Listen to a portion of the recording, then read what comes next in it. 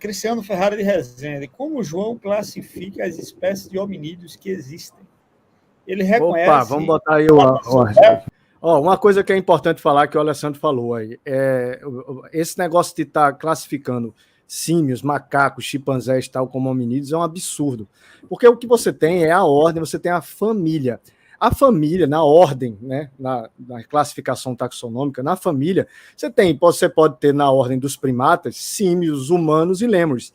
Mas na família que existe o cruzamento genético, que existe a possibilidade de cruzamento genético, que os genes são compatíveis, você tem a variabilidade genética, e essa variabilidade genética ela é exposta através justamente dessas características diferentes que já estão programadas. Adaptação, essas coisas não vão gerar nova informação, que é o que a gente está discutindo até agora. É preciso gerar uma nova informação para poder você transformar uma família numa outra, senão ela continua sendo uma família. Você pegar símios, macacos, que tem 48 cromossomos, e colocar na família dos hominídeos, que tem 46, não faz o menor sentido. Vejam, desde Mendel, a gente sabe que existe um limite dentro das famílias genéticas. Então, você tem a família, você tem a variabilidade. Mendel, por exemplo, foi contra Darwin, né? Ele termina o artigo dele dizendo: a diferenciação completa de uma espécie em outra é prova indubitável de que as espécies são fixas, com limites para além dos quais elas não podem se modificar. Esse limite é o que a gente chama hoje de pool genético, ou seja, um limite genético para que aconteçam as relações, os cruzamentos genéticos. Não existe essa coisa de uma coisa ilimitada. E isso foi provado desde Mendel. Por isso que os evolucionistas eles recorrem às mutações, para que as mutações gerem algum tipo de informação nova. Só que essa informação não é funcional. Eu quero pegar aqui, ele falou dos hominídeos, né? Vamos lá para os hominídeos. Hominídeos é crânios, né? O professor Alessandro provavelmente deve estar reconhecendo esse aí, é o famoso crânio de Pittsdown. O homem de Pittsdown, que é a fraude, né, que foi feita, que pegaram uma parte do crânio de um ser humano, inclusive de poucos anos, centenas de anos. Esses hominídeos, eles na verdade existem todos eles hoje. Eu posso explicar com mais calma, mas existem vários artigos mostrando que na verdade o que existe é uma única linhagem, que pegar crânios aleatoriamente, sair comparando e dizer que é linhagem, não funciona. Tanto é que você tem o Homo habilis, que já foi mostrado que é microcefalia. Você tem o Homo florensis, que já foi mostrado que é microcefalia. Está aí o artigo de 2006, publicado na Science. E os crânios de Dmanisi. Os crânios de Dmanisi, eu quero falar mais com calma, mostraram que não existe Homo habilis, Homo rudolfensis e Homo erectus. Todos eles faziam parte de uma mesma família. Esses 5 crânios evidenciam uma única linhagem. Isso aqui está no artigo, uma única linhagem. Né, que é o artigo que fala dos crânios de Dmanisi. Então, a minha pergunta é a seguinte: se é um problema ter uma evolução só de mudança de 2 cromossomos, por exemplo, do chimpanzé, da espécie do ancestral comum, por exemplo, para o ser humano, de 48 para 46, não seria um problema também, então, para essa hipótese que vocês colocam de das famílias terem essa diversificação? Porque aí a gente também tem diferença de cromossomos. Como é que explica essa diferença tão grande? Não deveria estar envolvido, então, algum processo de duplicação? Essa é a minha pergunta. Aí, o que você usa, o que você quer dizer com o termo família genética? Tá? Você ter variações no número de cromossomos, geralmente o que é que indica? Indica problema genético, indica mutações. No caso da chamada diferença, a família, respondendo primeiramente a sua pergunta, uma família genética é uma família taxonômica de uma forma geral. Por exemplo, aquilo que eu mostrei, tanto do Adão quanto da Eva. Quando você faz o coalescente, quando você faz essa regressão também no cromossomo Y, no caso dos humanos, quando você faz qualquer regressão, e aquele artigo que pegou 100 mil espécies, ele chega num único par, ou chega num único casal inicial, e dali para. Isso é uma família. Ou seja, todas aquelas informações, e se acontece realmente essa variabilidade de cromossomos, no caso da família dos caninos, eu não utilizo como exemplo, mas se acontece essa variação e não é fruto de mutação, essa variação está programada dentro da família. Agora, Isso acontece no caso de símios e de hominídeos? Não acontece. Você tem, por exemplo, no caso dos hominídeos, você tem os 24 pares e eles têm uma estrutura cromossômica muito diferente da estrutura cromossômica dos hominídeos. Né? Você falou que, por exemplo, aconteceu uma fusão ou aconteceu algo em 2 cromossomos, mas não é verdade. Para que houvesse a hipótese da fusão de cromossomos de 24 pares para 23 pares, na verdade você precisaria que 4 cromossomos eles se tornassem 2. 4 cromossomos nos símios se tornassem 2 para poder chegar a esses 23 pares. E isso, para que não fosse cortado no cruzamento genético, isso precisaria acontecer tanto no macho como na fêmea, o que é um problema gravíssimo para essas grandes mutações. Ou seja, a gente está falando de um nível de improbabilidade altíssimo, que seriam 8 cromossomos, teriam essa mesma mutação de estarem gerando uma diminuição do número de cromossomos no macho e na fêmea, para poder isso passar adiante. Além disso, a estrutura do cromossomo, professor Alessandro, você deveria saber disso, ela conta demais. Perceba que na natureza, nenhuma troca de cromossomos aleatória gera algo de bom. Né? Não existe isso de fusão ou de problema de cromossomo que geraram algo de bom. A gente tem um exemplo da síndrome de Down, tem um exemplo da leucemia mieloide, tem um exemplo da síndrome de Burkitt, e que tudo isso gera problema. Esse mito da fusão, ele veio a partir de um único artigo que foi feito em 1991, medindo só 800 pares de base. E aí se criou essa ideia de que poderia ter acontecido isso.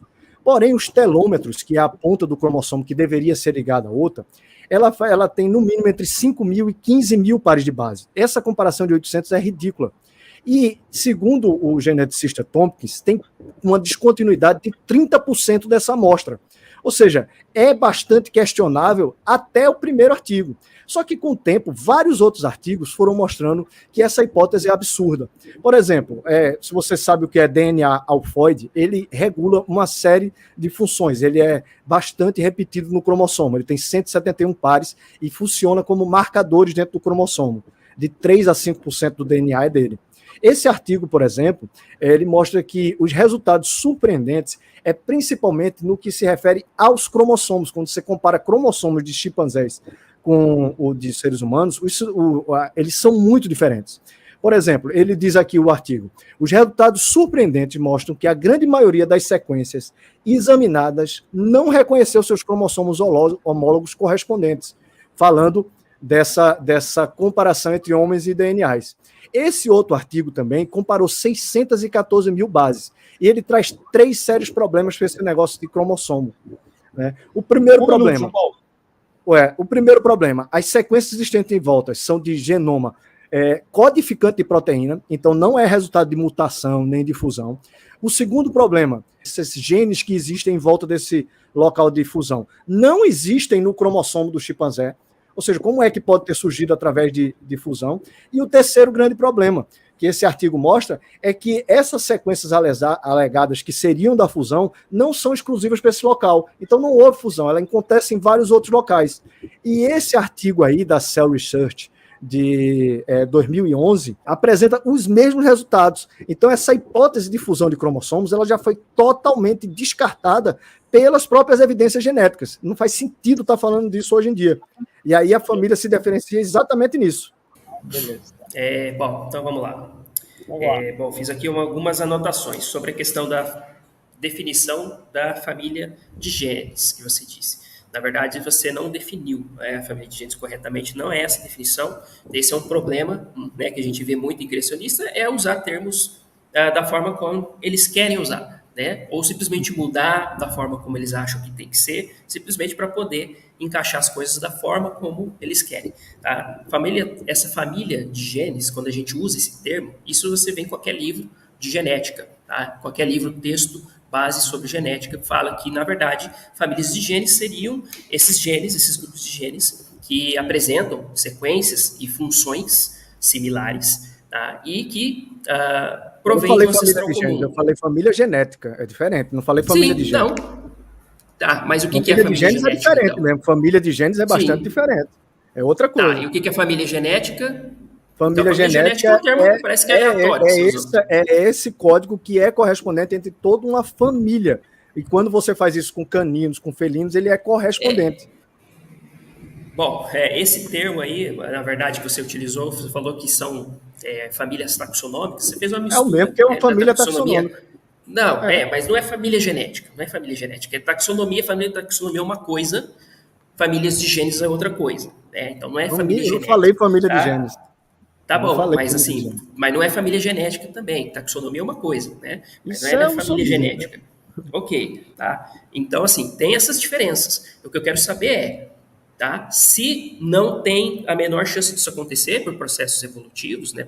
Que a gente conhece como duplicação de trechos de DNA, duplicação de genoma, por exemplo. Se isso não acontece, como que vocês explicam, então, a variabilidade de cariótipo nesses organismos? Porque vocês partem da ideia que é um casal inicial. Não tem como você ter, né? Como que você vai ter uma variedade dessa a partir de um casal inicial? Do número de cromossomos. Isso que eu quero saber. Como que teve? Se não teve duplicação envolvida. Então, vocês têm que admitir, em algum momento, que teve esses mecanismos. Não? Não. Putz, querida, meu. Meu Deus do céu, gente. Como que você explica? É mágica? É mágica, então? Não, emenda já explicou, calma. Tenha calma. Não, mas eu quero saber como aparece o número de cromossomos diferente. Sim. Se não envolve esses mecanismos de duplicação, é o quê? Ou deleção? Pronto, Alessandro, é aquilo que Mendel já colocou. A variabilidade, ela já está prevista. Os cromossomos, mesmo que ele fosse número, eles são compatíveis. O que não acontece, por exemplo, isso limitando o gênero. O que não acontece, por exemplo, com homens e macacos. Os símios, todos eles têm 48 cromossomos. E os seres humanos têm. Quando não tem, quando é o caso, por exemplo, de ter 47 cromossomos, você tem uma mutação, você tem um problema genético, que é o caso da síndrome de Down. E veja, mesmo dentro dos fósseis que vocês gostam de usar para poder isso ser um argumento em favor dessa multiplicidade, dessa evolução acontecendo, mesmo dentro dos fósseis, isso não acontece. Como eu mostrei o crânio de Manise, ele mostra que essas supostas espécies que vocês acham que era parte da evolução, não é.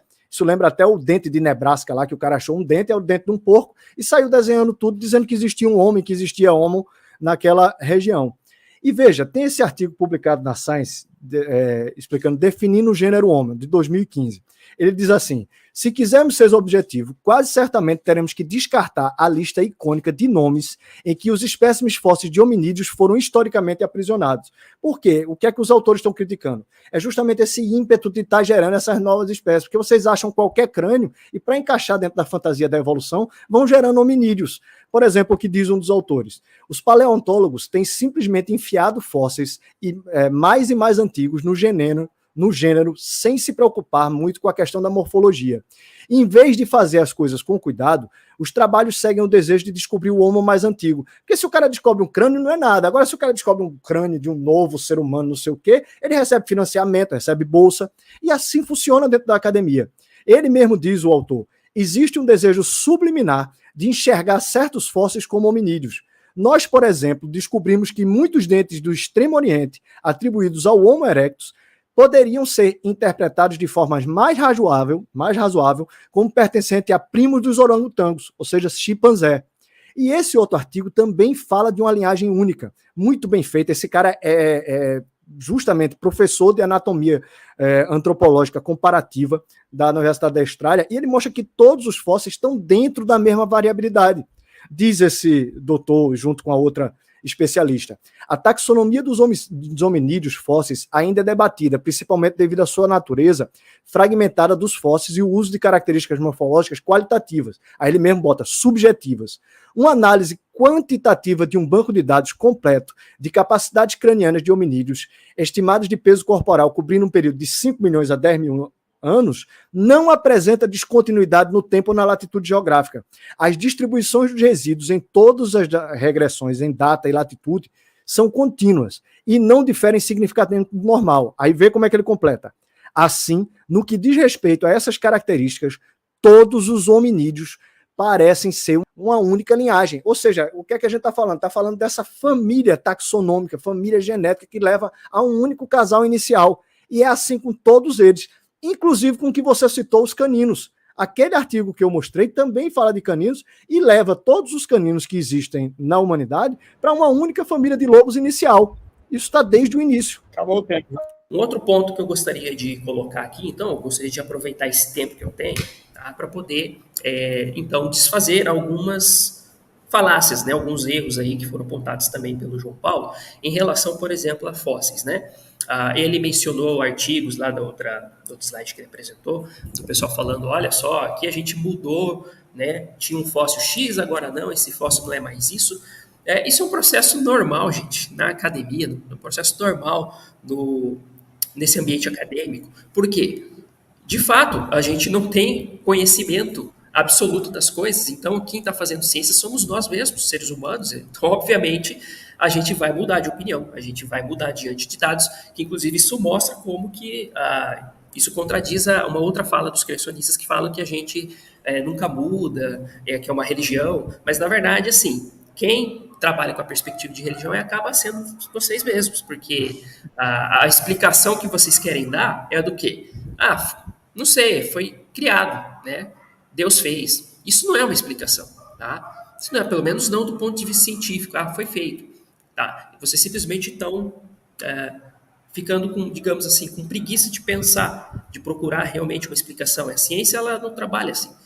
E aí ele mencionou sobre fósseis que eram fósseis que foram colocados como fósseis ali fraudulentos, etc. Teve um caso na história que foi descoberto pelos próprios acadêmicos, que é do homem de Piltdown. E aquilo ali... Tem mais de uma. Mas não teve relevância nenhuma. Para a história evolutiva, para a ciência, na época. Tanto é que foi muitos anos depois que o cara que fraudou, né? Que depois foi descoberto. Então, assim, aquilo ali não teve nenhuma relevância, era até estranho para as hipóteses evolutivas da evolução humana na época, né? Além de outros casos que ele citou, do Dente, né, do homem de Nebraska também, que foi não necessariamente uma fraude, mas foi um erro de interpretação. Então, essas coisas acontecem, mas isso não é argumento para refutar a evolução de maneira nenhuma, até porque a gente tem fósseis, centenas de fósseis de várias outras espécies de hominídeos, hoje em dia, que continuam corroborando a história evolutiva, a evolução da espécie humana a partir de ancestrais, de um ancestral comum há 7 milhões de anos. Pronto, esse negócio de centenas de fósseis de transição entre homem e macaco, de hominídeos e tudo mais, tudo papo furado. Ou é homem ou é macaco. É sempre assim. Ou existe, justamente porque foi gerado o chamado fóssil de Piltdown, que é tentando ter um fóssil de transição entre homens e macaco, o que não acontece. Ou você tem homens, ou você tem macaco. E como eu mostrei, os crânios são coisas muito diferentes. Você não pode sair por aí supondo que foram novas espécies a partir de crânios, porque meu crânio é diferente, o crânio do Galvão é diferente, o dele é diferente. E como vocês viram, o Alessandro ele enrola e não explica. Não explica a evolução, não explica a informação, não explica nada disso. E fica nessa choradeira de dizer que eu não estou falando a respeito de evolução dos homens. Estou. Então, todas essas questões que eu estou falando de informação de gene funcional, informação para a atuação dos spliceossomos, informação para o sistema de silenciamento de genes, tudo isso teria que ser explicado a partir do naturalismo evolucionista. E isso precisa ser explicado para poder você entender como é que realmente alguma coisa símia virou uma coisa humana. O Alessandro ele fica simplesmente jogando tudo dentro do mesmo barco. Ou seja, tudo que é macaco, chimpanzé e tal, é tudo hominídeo já, então não preciso explicar nada. O que é um absurdo isso. Dentro do que ele está falando, praticamente então não existe símio. O que existe é só hominídeo.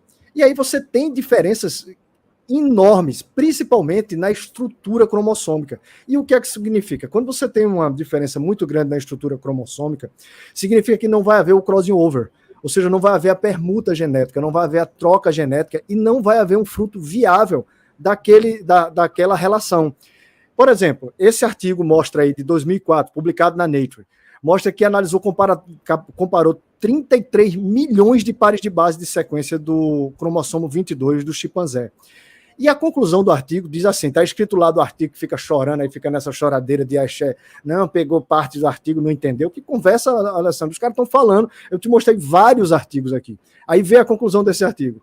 83% das 231 sequências codificantes, incluindo genes funcionalmente importantes, mostraram diferenças no nível de sequência de aminoácidos, tanto dos chimpanzés para o DNA humano.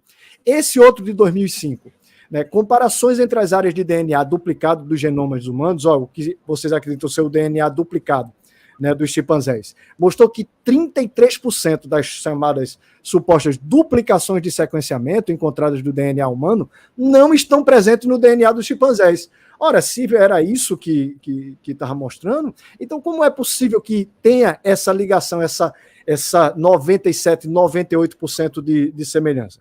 Isso é estrutura cromossômica que não bate. Quase todas as diferenças mais extremas estão relacionadas a alterações na estrutura dos cromossomos. Isso está lá no próprio artigo.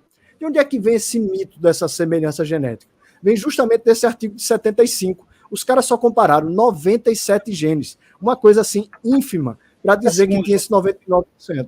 E isso foi caindo com o tempo. Esse artigo mostrou que caiu para uma semelhança de supostamente 77%, isso em áreas específicas. Esse é de 70%, que é o consenso atual, de que homens e chimpanzés teriam 70% de semelhança genética. Só que quando a gente compara isso, eles usam blast e tal e tudo mais, quando a gente compara isso com outras espécies, dá a mesma coisa, sabe? É 80% bovinos, 75% semelhante com mundongos, 70% de zebra. Se você pegar os genes homólogos, seria 90% homólogos, que tá o locus lá tal. E quem diz isso são os evolucionistas. Teria 90% com gatos, aí 60% com moscas, 65% com galinha, 70% com vermes borboletas, ou seja, nós somos 70% parecidos com vermes, e nós seremos 50% parecidos com banana. A ótica que precisa necessariamente ser utilizada é essa ótica de evolução. É por isso que, inclusive, não é justo esse tipo de debate, não é porque não existe evidência, não. Eu passei aqui, vocês viram tudo que eu falei aqui até agora, falei com evidência, com artigo, mostrando como é que acontece o processo, a complexidade da informação. Tudo isso foi trazido aqui mostrando o quê? Apontando para um design, apontando para essa complexidade, apontando para que isso não pode acontecer de forma através de mutações aleatórias ao longo de milhões de anos, nem nada disso.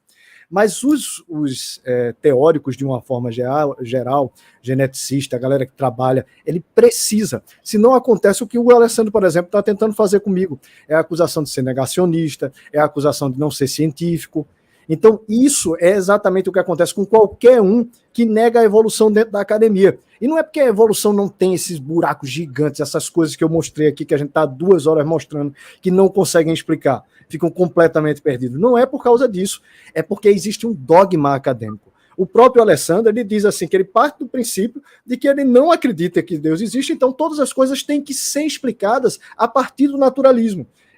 Você disse isso você disse isso, Alessandro, explicando no debate que você fez com o Otângelo, por exemplo, que você tem suas razões pessoais para não acreditar em Deus. E que a partir de sim, exato, e tem todo direito. E que a partir disso você acredita, tem a crença e que encara como uma certeza de que tudo pode ser explicado do ponto de vista naturalista. E você viu que nada do que eu perguntei foi explicado. Você teve uma tremenda choradeira reclamando que isso não tem a ver com a evolução. Eu mostrei que tem a ver com a evolução, porque é informação. É preciso explicar essa informação específica. Não pode ser essa brincadeira de estar comparando ossinho, de estar comparando crânio. Coloca aí, ainda tem algum tempo de resposta? Pronto, veja, cada crânio das pessoas, mesmo dentro de uma população muito parecida, é diferente. E aí o que é que acontece? As pessoas vão lá e vão achando o crânio e vão simplesmente atribuindo homo aquilo, homo isso. O homo habilis, que foi falado pelo Alessandro, é alguém com microcefalia, igual o Florencis. E aí eu quero só citar esse cara que foi um dos autores do artigo de Dmanisi, que diz assim: os padrões e magnitudes da variabilidade dos crânios de Dmanisi são semelhantes aos das populações de espécies modernas, teriam 2 milhões de anos. Embora os 5 indivíduos de Dmanisi sejam claramente diferentes uns dos outros, não são mais diferentes entre eles do que 5 humanos modernos ou 5 chimpanzés numa dada população. Se a caixa craniana e a face do crânio 5 de Dmanisi tivessem sido encontrados separadamente em locais diferentes da África, poderiam ter sido atribuídas a duas espécies diferentes, que é exatamente o que fazem todos os evolucionistas, saem pegando qualquer crânio, saem pegando os fósseis e criando as historinhas que não são refutáveis. Por isso elas não são científicas. Você não tem como refutar se aquele macaco realmente andava ou não andava ali, né? Se ele realmente desceu ou não desceu da árvore, né? Porque aquilo ali parte de hipóteses. Quando os outros cientistas mostram, aí fica uma opinião de um contra o outro. Mas cada vez que eles encontram um crânio, eles tentam buscar uma nova linhagem, o que não faz sentido. E aí vem a crítica daqueles 2 artigos que eu mostrei, mostrando que a linhagem é única e as pessoas ficam tentando encontrar fósseis de hominídeos. Posso responder em 1 minuto. Posso responder em 1 minuto. É aquilo que eu mostrei, eu estou mostrando aqui. Eu não sei se você está prestando atenção nos slides. Não é isso que eu quero saber. Eu quero que você mostre quais são as características. A caixa craniana. Principalmente quais são as características? A caixa craniana menor. Aí o que eu mostrei, a caixa craniana do Homo habilis é exatamente a mesma de alguém com microcefalia. Não, é exatamente. Qual é o formato? Qual é o formato dela? O Homo forense, a mesma coisa. O do Neandertal, a caixa craniana, inclusive, era maior do que a nossa moderna.